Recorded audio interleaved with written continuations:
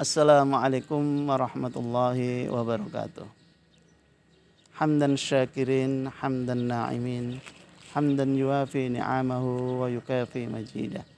Ya Rabbana lakal hamdu kama yanbaghi li jalali wajhikal karim wa adimi sultanik. Allahumma salli ala Muhammad wa ala alihi wa sahbihi ajma'in, amma ba'd. Hadirun yang dirahmati Allah subhanahu wa ta'ala. Pagi yang cerah ini, marilah kita awali dengan berdoa kepada Allah Subhanahu wa taala dengan doa asbahna wa asbaha mulku lillah walhamdulillah la syarikalah la ilaha illa wa ilaihin nusyur. Ya Allah, dengan pagi yang cerah ini kami minta keberkahan kepadamu. Semoga Engkau memberikan rahmat kepada kami di pagi hari ini, dan kamilah akan kembali kepadamu. Hadirin yang dimuliakan Allah Subhanahu wa taala. Kalaulah ayam telah berkokok mulai jam 3 malam. Kalaulah sebagian ayam berkokok jam 1 malam. Dan ada juga ayam berkokok pada jam 4 subuh. Ini menunjukkan betapa Allah Subhanahu wa taala memberikan sinyal kepada kita semuanya untuk lebih antusias supaya kita lebih antusias untuk menghadapi kehidupan ini. Bahwasanya kalaulah ayam itu sudah siap dari jam 1, jam 3, jam 4, kalaulah kita belum siap dari jam itu, apa iya kita akan dikalahkan oleh ayam? Sedangkan kenikmatan-kenikmatan Allah Subhanahu wa taala, hayawanun natik, itu hanyalah kita. Yang punya akal oleh Allah Subhanahu wa taala diberikan hanyalah kepada kita dan jin. Nah, maka disinilah hikmah kita untuk selalu menelaah nikmat-nikmat Allah Subhanahu wa taala ini untuk kita syukuri semuanya. Maka hadirin yang dimuliakan Allah Subhanahu wa taala. Pada saat ini Allah Subhanahu wa taala memberikan pelajaran kepada kita untuk berdiam diri di rumah dan untuk tidak boleh kemana-mana. Hanya berada di daerah kita. Maka kalau bahasa kesehatan kita suruh di lockdown, maka disitulah juga mirip dengan kata-kata look down.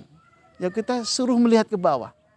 Nah, maka disinilah kita harus mengambil sebuah pelajaran yang besar. Bahwasanya kemungkinan, bukan lagi kemungkinan, kebanyakan daripada kita saat ini kita terlalu menikmati dunia ini dengan penuh kesombongan kita. Sehingga kita tidak mensyukuri terhadap kenikmatan tersebut.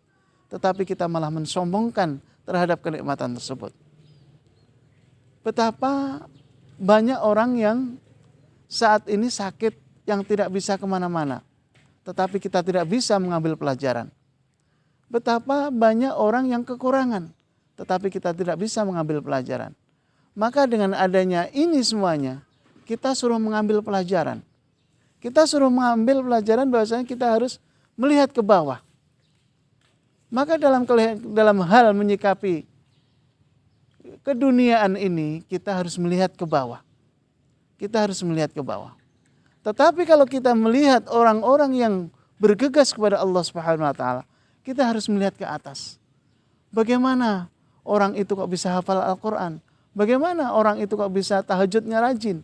Bagaimana mereka takut kepada Allah Subhanahu wa taala yang begitu semangat. Itu kalau tentang masalah kita harus melihat ke atas. Tetapi kalau tentang masalah melihat keduniaan ini, maka kita harus melihat ke bawah. Bagaimana kita supaya kita merasakan bagaimanakah kesengsaraan orang lain? Bagaimanakah kesulitan orang lain? Nah, maka di sinilah Allah Subhanahu wa taala memberikan cobaan ini kepada Allah Subhanahu wa taala dengan kebaikan dan juga dengan kemudaratan ini. Dari itulah Rasulullah sallallahu alaihi wasallam ketika Habab bin Mundir lapor kepada Rasulullah sallallahu alaihi wasallam, "Ya Rasulullah, saya telah disiksa." Beliaunya disalib kemudian disiksa oleh orang-orang kafir. Maka Rasulullah sallallahu alaihi wasallam menjawab dari pertanyaan Habib bin Mundir tersebut dengan mengatakan, orang-orang sebelummu ada yang disembelih, ada yang digergaji untuk mempertahankan agama Allah ini. Nah, maka mendengar dari jawaban Rasulullah SAW di situ, maka Habib bin Mundir mengatakan, iya ya Rasulullah, saya siap. Nah, disinilah bahwasanya semua itu ternyata ada pelajarannya untuk kita, ada hikmahnya untuk kita.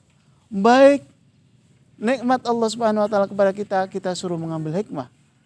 Jelek atau kesengsaraan atau dikatakan adanya musibah, itu adalah kita suruh mengambil pelajaran.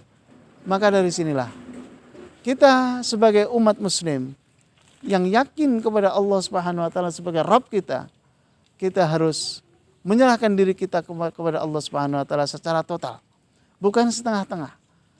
Secara total kita menyerahkan diri kita kepada Allah Subhanahu Wa Taala dalam segala urusan ini. Dengan kita menyerahkan diri secara total kepada Allah Subhanahu Wa Taala secara total, maka disinilah Allah pasti akan menolong kita, yaitu sesuai dengan takdir Allah Subhanahu Wa Taala. Sekian, semoga Allah Subhanahu Wa Taala memberikan kenikmatan kepada kita ini dengan begitu memberkahi terhadap kenikmatan tersebut kepada kita. Akhirul kalam, wassalamualaikum warahmatullahi wabarakatuh.